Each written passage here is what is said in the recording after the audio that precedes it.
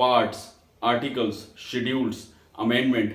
जी हाँ दोस्तों, मैं बात करने जा रहा हूँ इंडियन कॉन्स्टिट्यूशन के कुछ मेजर पार्ट्स के बारे में। आखिर क्या होते हैं हमारे ये मेजर पार्ट्स और इनका क्या रोल होता है हमारे इंडियन कॉन्स्टिट्यूशन में। चलिए शुरुआत करते हैं इस वीडियो से। हेलो फ्रेंड्स, मेरा नाम है शशांक सिंह और आप देख रहे हैं मेरा यूट्यूब चैनल। तो दोस्तों, मैं पहले शुरुआत करना चाहूंगा पार्ट्स और आर्टिकल से। एक्चुअली ये दोनों एक दूसरे से इंटरलिंक्ड है। जैसे कि एक बुक होती है, जब हम स्टोरी बुक्स स्कूलों में पढ़ा करते थे तो उसमें काफी सारे चैप्टर्स होते हैं। तो ये जो पार्ट्स होते हैं ये हमारे कॉन्स्टिट्यूशन में चैप्टर्स का ही रोल प्ले करते हैं। यानी कि जो पार्ट्स है, हर एक पार्ट अलग अलग टॉपिक को डिफाइन करता है। जैसे कि मैं एक एग्जांपल के तौर पे बात करूं कि हमारा जो पहला पार्ट आता है हमारे कॉन्स्टिट्यूशन में, वो यूनियन और उसकी टेरिटरीज के बारे में बात करता है। यानी हमारी यूनियन ऑफ स्टेट, हमारी पूरी कंट्री का नाम, हमारे स्टेट्स और किस तरीके से मिलके बना है उसके बारे में बात करता है। अगले पार्ट की बात करूं तो वो हमारे बात करता है सिटीजनशिप के बारे में। तो ये तो होते हैं हमारे पार्ट्स। और अगर मैं पार्ट्स कितने हैं तो हमारे टोटल अभी करेंटली इंडियन कॉन्स्टिट्यूशन में 25 पार्ट्स हैं। और जब कॉन्स्टिट्यूशन हमारा बना था तब करीब 22 पार्ट्स हुआ करते थे।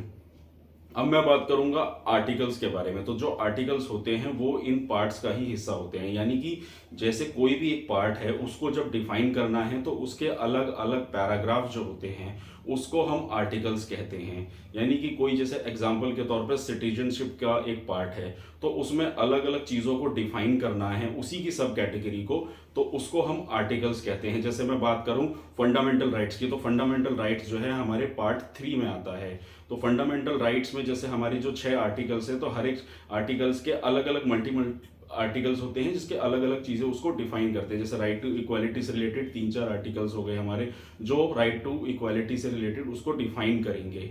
तो ये होते हैं दोस्तों हमारे आर्टिकल्स। और आर्टिकल्स की बात करूं तो हमारे सम कॉन्स्टिट्यूशन में 448 आर्टिकल्स हैं।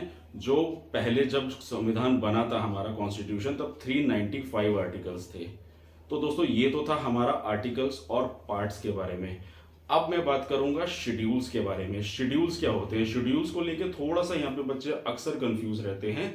तो देखिए, शेड्यूल को अगर मैं जो हमारी एक्टिविटीज होती हैं ब्यूरोक्रेट्स की और जो गवर्नमेंट की पॉलिसीज होती है उसको डिफाइन करता है। अगर वैसे तो ये आर्टिकल में ये चीज़ ऑलरेडी मेंशंस होती हैं, लेकिन कुछ ये ऐसी चीज़ें होती हैं शेड्यूल्स में जो इन्फॉर्मेशन दी होती हैं वो हमारे आर्टिकल्स में ठीक से नहीं एक्सप्लेन की होती, इसलिए शेड्यूल्स में उसको अच्छे से डिफाइन किया गया है। जैसे कि प्रेसिडेंट या प्राइम मिनिस्टर इसकी ऑथ या अफर्मेशंस के बारे में बात हो गई, उनकी सैलरीज के बारे में बात हो गई, राज्यसभा की एलोकेशंस ऑफ सीट हो गई, उसके अलावा हमारी जो 22 ऑफिशियल लैंग्वेजेस हो गई उसके रिगार्डिंग बात हो गई।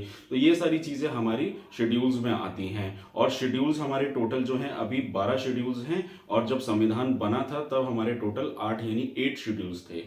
तो ये था हमारा शेड्यूल्स के बारे में। तो अब मैं बात करूंगा अमेंडमेंट के बारे में। तो अमेंडमेंट हमारे संविधान के पार्ट 20 में आता है, आर्टिकल 368 में।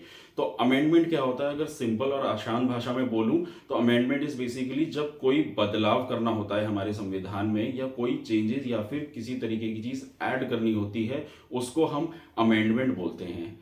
अब जैसे कि अमेंडमेंट एक होता है अमेंडमेंट बिल और एक होता है अमेंडमेंट एक्ट। तो ये क्या होता है, तो देखिए अमेंडमेंट बिल और अमेंडमेंट एक्ट में बस यही फर्क होता है कि जब पार्लियामेंट में कोई बिल लाया जाता है यानी कोई अमेंडमेंट लाया जाता है उसको हम बिल बोलते हैं, और उसके पास होने के बाद वो एक्ट बन जाता है। तो दोस्तों ये था अमेंडमेंट के बारे में।